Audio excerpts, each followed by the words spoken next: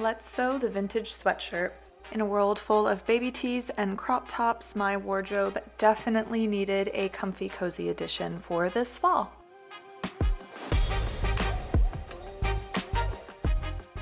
Let's get sewing. Okay, so now it is time to cut out your pattern pieces here. Everything is really straightforward. You need to cut out your front piece and your back piece on your main fabric, as well as your two pieces for the sleeve.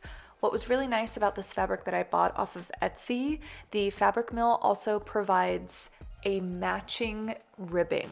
So I'll be sure to include links on that, but I'm using the colorway Maple.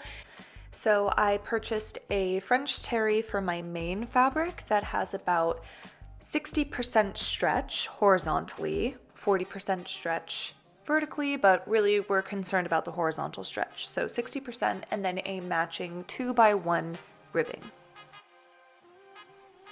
Now, you don't have to purchase ribbing for your sweatshirt, but I think it's a really fun added detail that helps take an at-home project from looking like it was made at home to something a little bit more professional looking. So you of course can use the same main fabric for the cuffs, the neckline, and the bottom band that goes around the bottom of the sweatshirt, but I really recommend a ribbing.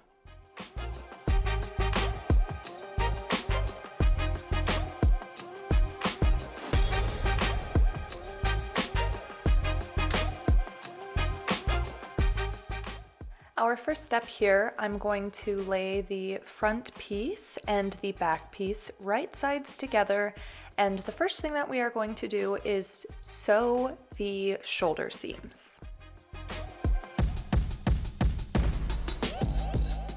For this tutorial, I'm going to be sewing up all of my seams just using my serger, but no worries, if you don't have a serger, you can just use your regular machine with a knit needle and using a zigzag stitch.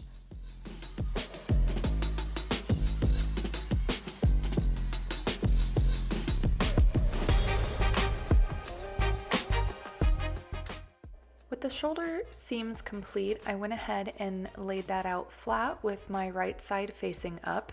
And with right sides together, I am going to pin my sleeve to the arm opening.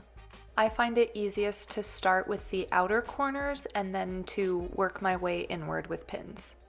And what's nice and easy about this pattern is that since it's so oversized and the sleeve is so far off the shoulder, there's no need to ease the sleeve into the opening. So you can simply just sew that on.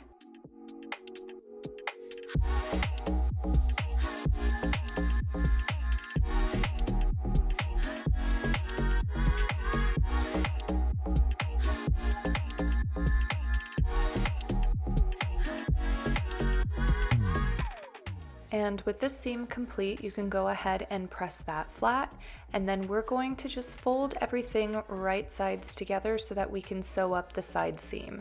The side seam is going to start from the bottom of the sweatshirt all the way up to the edge of the sleeve. So it's one continuous seam.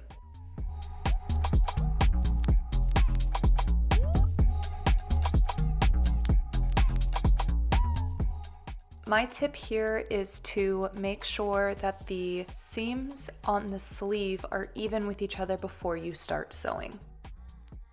And once again, I am still using my serger to sew up all of my seams. And then you're just going to need to repeat that all over again for the other side, setting in the sleeve and then sewing up the side seam before we move on to our next step.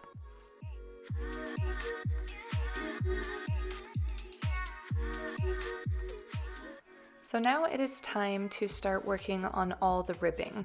So I've taken all of my pieces, my two cuffs, my neckband, and my bottom band, and I've folded them right sides together so that I can sew up the side seams.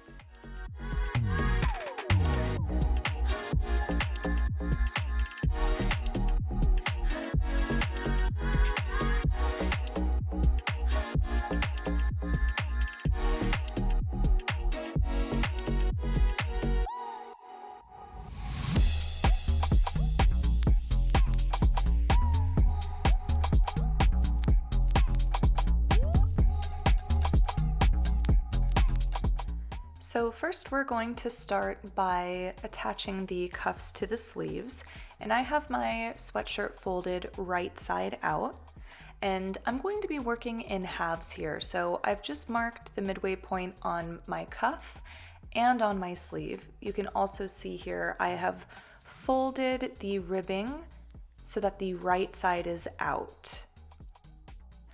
And the cuff measurement is smaller than the edge of the sleeve, and that's kind of what helps give it a tapered look. So here I am just matching my side seams, and I'm going to pin that in place. And then I'm going to match those halfway points and pin them together. And that is so that I can evenly distribute the width of the sleeve into the width of the cuff. So when we're sewing these together, we're going to be stretching the ribbing, and we're just going to stretch it out to match the width of the sleeve, and that will create an evenly distributed sleeve cuff.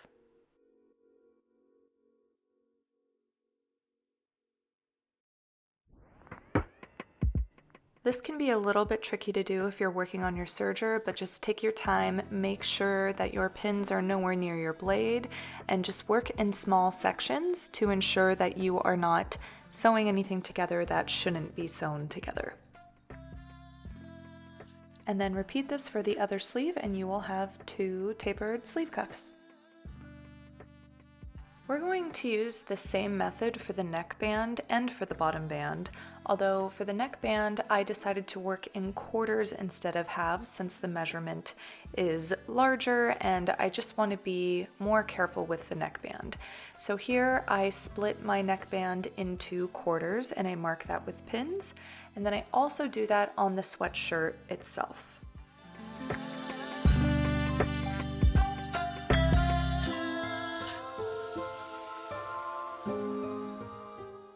And with everything marked with pins, I'm going to be matching my raw edges and pinning everything together.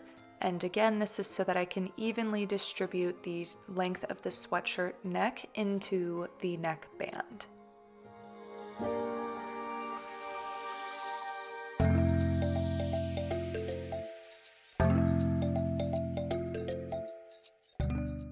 Carefully sew those together, making sure that you are evenly distributing that fabric into the neckband.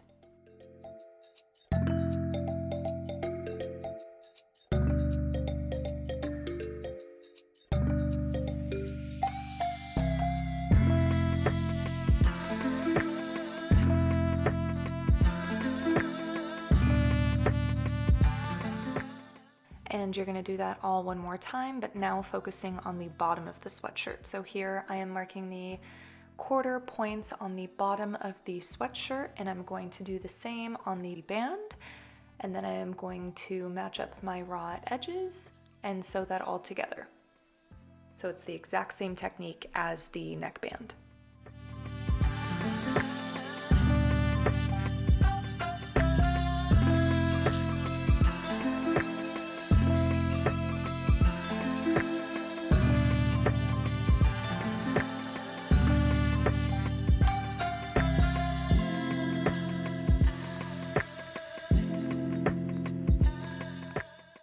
Keep in mind that when you're sewing these together, you're sewing together 3 layers of fabric, so be sure that you're catching all 3 edges in your stitching, otherwise you'll have little bits and pieces sticking out here and there.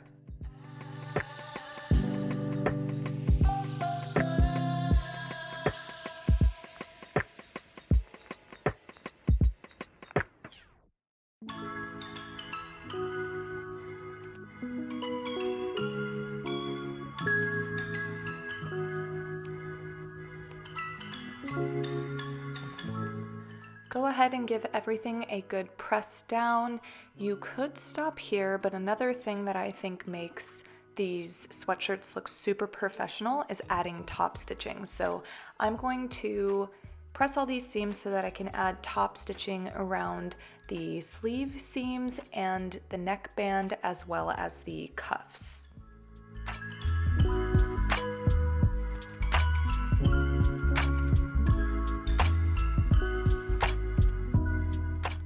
I'm using my twin needle to add top stitching to this garment, but you could also use a zigzag stitch if you do not have a twin needle, although I highly recommend it, especially if you sew with knit fabrics often. But here I'm just pushing that seam allowance down and sewing onto the main fabric and not onto the ribbing. I think it just looks really nice and clean that way. And again, I did this to the neckline, the sleeve seams, the cuffs on the sleeves, as well as the bottom band. Here's a close-up look at that twin needle stitching. I think it just looks super nice. And with that detail work done, you are ready to put your sweatshirt on and get relaxing.